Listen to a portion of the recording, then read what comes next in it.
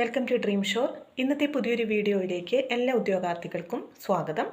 ഇന്നത്തെ ക്ലാസ്സിൽ നമ്മൾ ഡിസ്കസ് ചെയ്യുന്നത് ഡിവിഷണൽ അക്കൗണ്ടൻറ്റിൻ്റെ ക്ലാസ്സാണ്. ഇപ്പോൾ നമ്മൾ ഡിവിഷണൽ അക്കൗണ്ടൻറ്റിൻ്റെയും അതുപോലെ HSST കോമേഴ്സിൻ്റെയും ക്ലാസ്സാണ് ചെയ്തുകൊണ്ടിരിക്കുന്നത്.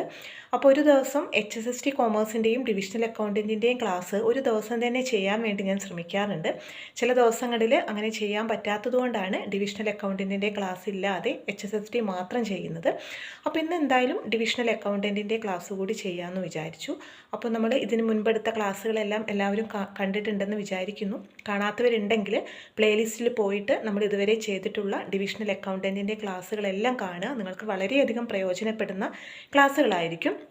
അക്കൗണ്ടിങ്ങിൻ്റെ ബേസിക് നോളജ് മുതലുള്ള കാര്യങ്ങളാണ് നമ്മൾ ചെയ്തിട്ടുള്ളത്. അപ്പോൾ കാണാത്തവർ ആ ക്ലാസ്സുകളെല്ലാം പോയി കണ്ടതിന് ശേഷം ഈ ഒരു ക്ലാസ് കൂടി കാണുക.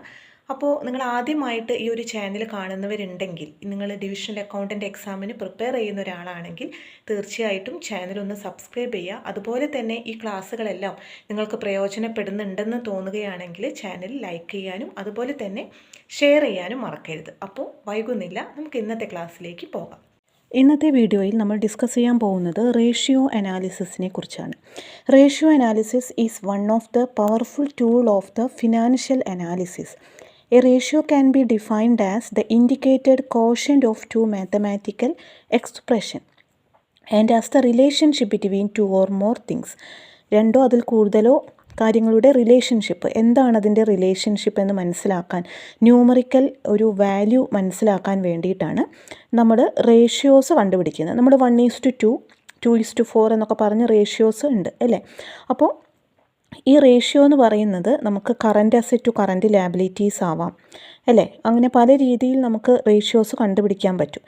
ഈ റേഷ്യോ അനാലിസിസ് നമ്മൾ ചെയ്യുന്നത് കൊണ്ട് it is useful in financial position analysis.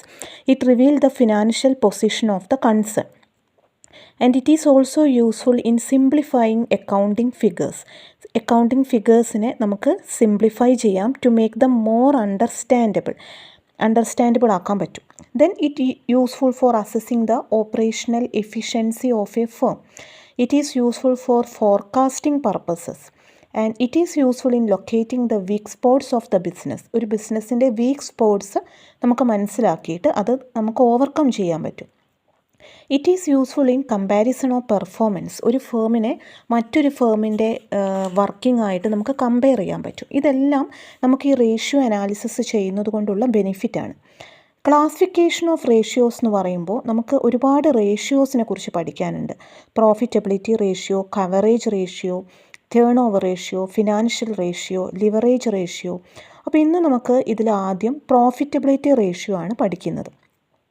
Profitability ratio എന്ന് പറഞ്ഞാൽ it is the overall measure of the companies with regard to efficient and effective utilisation of resources at their command. It indicates the effectiveness of the decisions taken by management from time to time. Profitability ratio, it is useful for finding out the profit of a concern.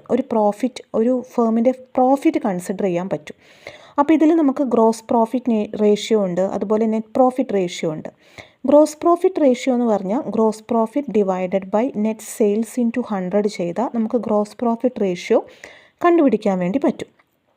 The gross profit ratio should be adequate to cover fixed expenses, dividend and building up of the reserves. An important factor which will affect the ratio of gross profit to sales is one of the practice of increasing or reducing the sale price of goods sold by markups. അപ്പോൾ ഇവിടെ നമുക്ക് gross profit ratio നമ്മൾ കണ്ടുപിടിച്ച് കഴിഞ്ഞിട്ടുണ്ടെങ്കിൽ നമുക്ക് എന്ത് മനസ്സിലാക്കാൻ പറ്റും? ഒരു ഫേമിൻ്റെ ഗ്രോസ് പ്രോഫിറ്റിൽ വരുന്ന ചേഞ്ച് മനസ്സിലാക്കാൻ പറ്റും. അതുപോലെ തന്നെ നെറ്റ് പ്രോഫിറ്റ് റേഷ്യോ ഉണ്ട്. നെറ്റ് പ്രോഫിറ്റ് റേഷ്യോ എങ്ങനെ കണ്ടുപിടിക്കാം? Net profit divided by net sales into 100. നമ്മൾ സെയിൽസാണ് ഇവിടെ ബേസ് ആക്കി എടുക്കുന്നത് റേഷ്യോ കണ്ടുപിടിക്കാൻ വേണ്ടിയിട്ട്. അതുപോലെ നമുക്ക് ഓപ്പറേറ്റിംഗ് റേഷ്യോ ഉണ്ട് അല്ലേ. ഓപ്പറേറ്റിംഗ് റേഷ്യോ എന്ന് പറഞ്ഞിട്ടുണ്ടെങ്കിൽ it indicates the proportion that the cost of sale bears to sales. Cost of sales ആണ് ഇവിടെ കൺസിഡർ ചെയ്യുന്നത്, direct cost of goods sold as well as other operating expense. അപ്പോൾ നമുക്ക് എങ്ങനെ ഓപ്പറേറ്റിംഗ് റേഷ്യോ കാണാം? Cost of goods sold plus operating expenses divided by net sales into 100. Expense ratio എന്ന് പറഞ്ഞിട്ടുണ്ടെങ്കിൽ to ascertain the relationship that exist between operating expenses and volume of sales. അപ്പോൾ ഇതിൽ നമുക്ക് material consumed ratio, material consume divided by net sales into 100, അതുപോലെ തന്നെ administrative expense ratio, administrative expense divided by net sales into 100. ഓരോ എക്സ്പെൻസിനെയും നമ്മൾ net sales base ചെയ്തിട്ടാണ് ratio കണ്ടുപിടിക്കുന്നത്. ഇതുപോലെ തന്നെ നമുക്ക് ഓപ്പറേറ്റിംഗ് റേഷ്യോ കാണാം. Operating profit divided by net sales into 100 എന്ന് പറഞ്ഞിട്ടാണ് നമ്മൾ ഓപ്പറേറ്റിംഗ് റേഷ്യോ കാണുന്നത്.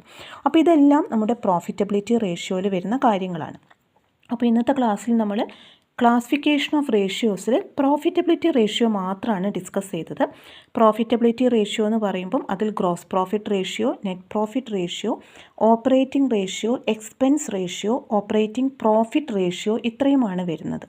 അപ്പോൾ ഇത് ഓരോന്നും കാണാനുള്ള ഫോർമുല എന്താണെന്നും നമ്മൾ ഡിസ്കസ് ചെയ്തു.